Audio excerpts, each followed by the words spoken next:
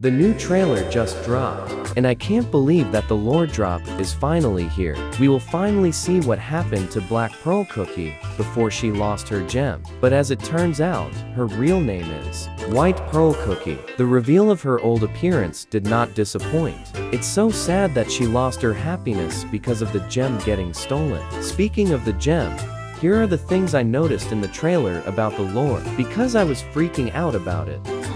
As we all know, Black Pearl Cookie was betrayed by someone, which she ended up losing the gem and her old appearance, which is why she's really bitter. This cookie betrayed her. White Pearl Cookie, my little pearl.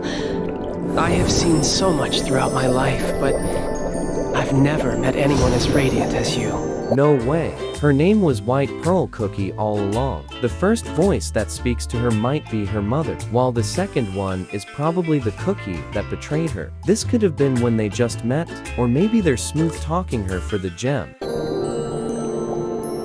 Ready to witness the brightest and clearest sea?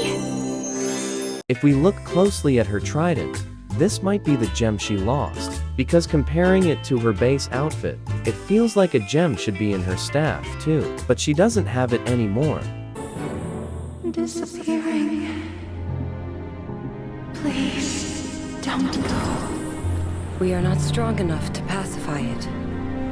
The situation is not looking good. I think this might just be the moment when White Pearl Cookie becomes cursed, and ends up becoming Black Pearl Cookie, since the trivia hints that once a mermaid loses her pearl or gem, she will be cursed. But this might also be Sea Fairy saying Moonlight Cookie is disappearing, and possibly becomes frozen. It's a disaster! White Pearl Cookie has been caught in a net! To think we caught something so valuable before the eclipse even started. Tonight, we feast! I'm pretty conflicted on whether or not it's a flashback, but this is either how she met the cookie that betrayed her, or this is how we'll meet the other mermaids. You're my moon. Take it. And once you have accomplished all your goals, come back to meet me again. This is when White Pearl Cookie gives the gem to the betrayer, which is actually related to House Oyster and Oyster Cookie. Catch any creature that you see! From a small gem devoted to you, comes a humble plea for a part of your power. Yes, and with this power I am giving to you all, the sea is sure to be safe and calm. So the first scene is basically the war with the ships on the water. The Mermaid Kingdom might have been affected by this too, since we see the explosion of the ship. And there's also this frame of the kingdom that looks like it got bombed, but it could really be for dramatic effect too. And her talk with Sea Fairy is basically White Pearl Cookie asking to get a fraction of Sea Fairy's power, and offering a pearl to put the power in, and Sea Fairy agrees.